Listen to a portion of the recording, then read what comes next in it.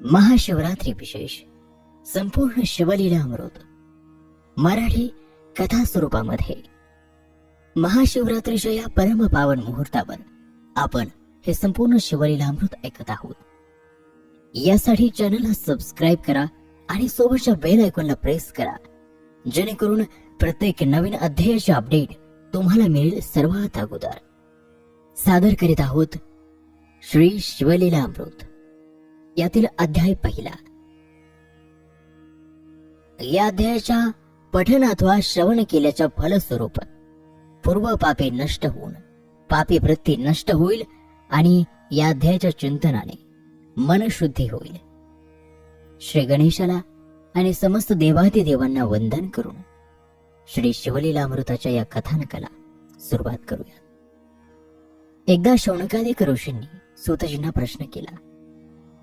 ते म्हणाले, हे ऋषीवर्य, आपण आम्हाला आजपर्यंत अनेक पुराण कथांचे श्रवण घडविले, परंतु या कलियुगामध्ये मनुष्याची पापी वृत्ती वाढीस लागत आहे. ईश्वर चिंतनापासून मनुष्य दूर जात आहे.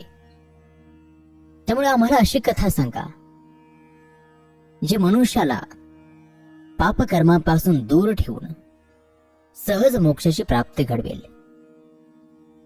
कर्मबंधातून मुक्ती मिळेल आणि सुख संपन्नता त्याच्या पदरी पडेल. शौनकादिक ऋषींच्या या प्रश्नाला सूतजी उत्तर देऊ लागले. ते म्हणाले, हे ऋषीवर्य, मी तुम्हाला आता एक अद्भुत असे शिवचरित्र सांगतो, ज्याच्या केवळ श्रवण मात्राने पापाचे पर्वत नष्ट होतात. याच्या श्रवणाने आयुष्य, आरोग्य, ऐश्वर्य, संतती आणि संपत्ती, ज्ञान आणि विवेक यांची प्राप्ती होते. असे हे शिवचरित्र ज्याची रचना केली आहे महर्षी व्यासांनी, या शिवचरित्राचं मी तुम्हाला श्रवण घडविणार आहे. सूतजींनी कथा सांगायला सुरुवात केली. ते म्हणाले, मनुष्याला गुरु जर असेल तर तो प्रत्येक संकटातून त्याचे रक्षण करतो. अशी जी कथा आहे दशहरा राजाची, ही अतिपावन अशी कथा. यादव वंशामध्ये मथुरा नगरीत दशहरा नावाचा एक सुलक्षणी आणि उदार असा राजा होता. या पृथ्वी तलावरील सर्व राजे त्याचे मांडलिक होते. त्याचा यशोध्वज, त्याची कीर्ती शरद ऋतूतील चंद्राप्रमाणे आल्हाददायक होती. त्याची प्रजा, त्याचे जे काही मांडलिक राजे होते, ते सदैव त्याचे शुभचिंतन चिंतित असत. या दशहरा राजाची राणी होती. तिचं नाव काशी राजाची कन्या कलावती. कलावती रूपवान होती, सौंदर्यवान होती. सौंदर्याची ती सम्राज्ञी होती.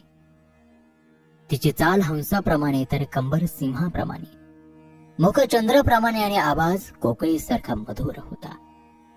तिचे सौंदर्य पाहून राजाचे नयन भ्रमर तिच्यावरती मोहून सतत रुंजी घालीत असत.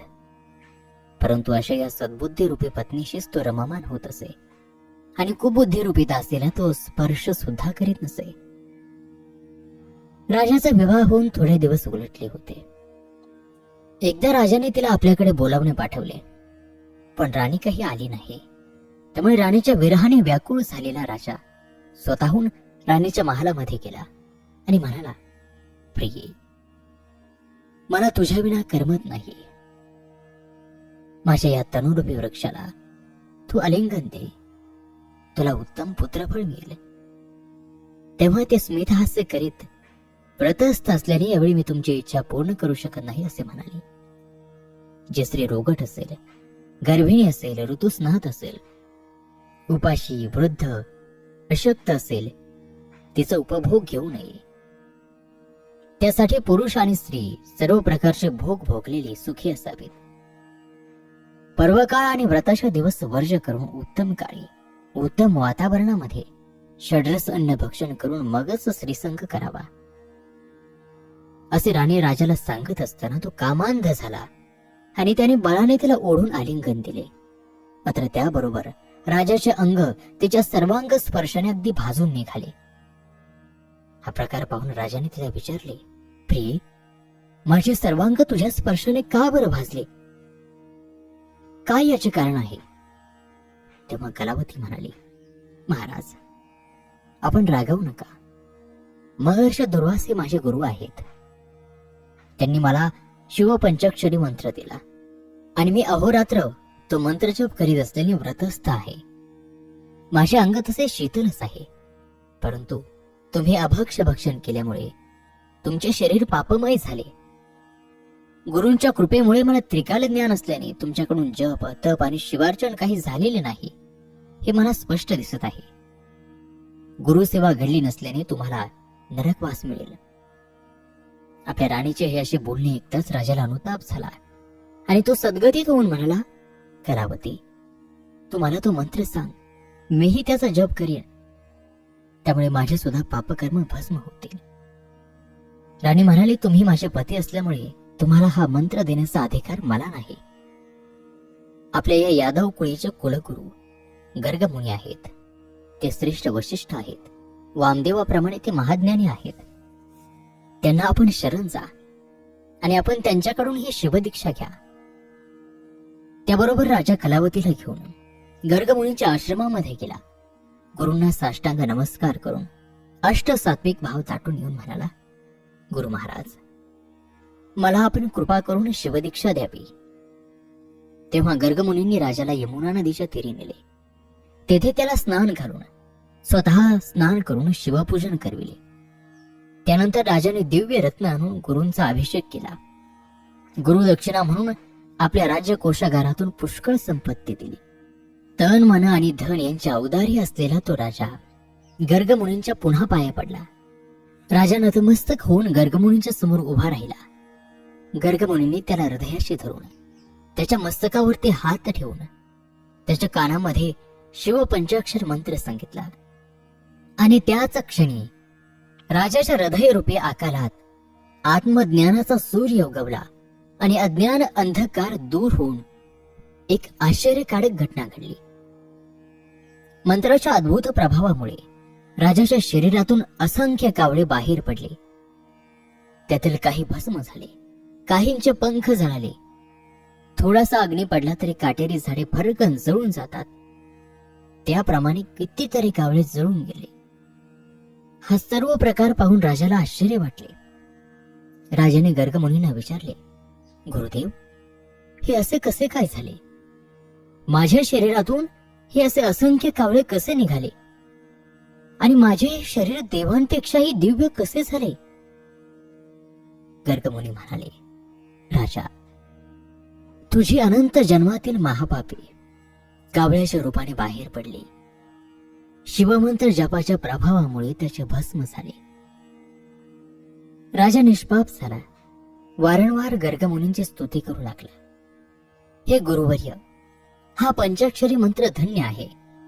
माझी हजारो जन्माची पापे कावळ्याच्या रूपाने ओढून गेली. काहीतरी पुण्य संचय होता म्हणून मला हा उत्तम नरदेह प्राप्त झाला आणि सद्गुरूंची कृपा लाभली. त्या सामर्थ्याने मी हा भवसागर पार झालो. अशा प्रकारे दशार्ह राजाने गुरूंची स्तुती केली आणि कलावतीसह आपल्या राजधानीला प्रयाण केले. कलावतीच्या उपदेशानुसार राजाने शिवमंत्राचा जप गुरुमुखातून श्रवण करून सुरू केला. त्याचे राज्य वाढू लागले. राज्यातील दुष्काळ, अपमृत्यू, रोगराई दूर गेली. कलावतीला राजाने स्पर्श केला तेव्हा तिचे अंग चंदनाप्रमाणे शीतल होते. राजाने आपल्या प्रजाजनांना शिवभजन, शिवकीर्तन, शिवपूजन, रुद्राभिषेक करायला सांगितले. यथाविधी ब्राह्मण भोजन सुरू केले. अशी ही दशार्ह राजाची कथा, शिवनामाचे महत्व, महात्म्य सांगणारी कथा आणि शिवलीला अमृत ग्रंथातील पहिला अध्याय या ठिकाणी समाप्त होत आहे. यापुढे सुद्धा अशीच रसाळ अमृतमय कथा आपण ऐकणार आहोत. ग्रंथाचा उर्वरित कथाभाग पुढील दुसऱ्या अध्यायामध्ये. तोपर्यंत नमस्कार, धन्यवाद. ओम नमः शिवाय.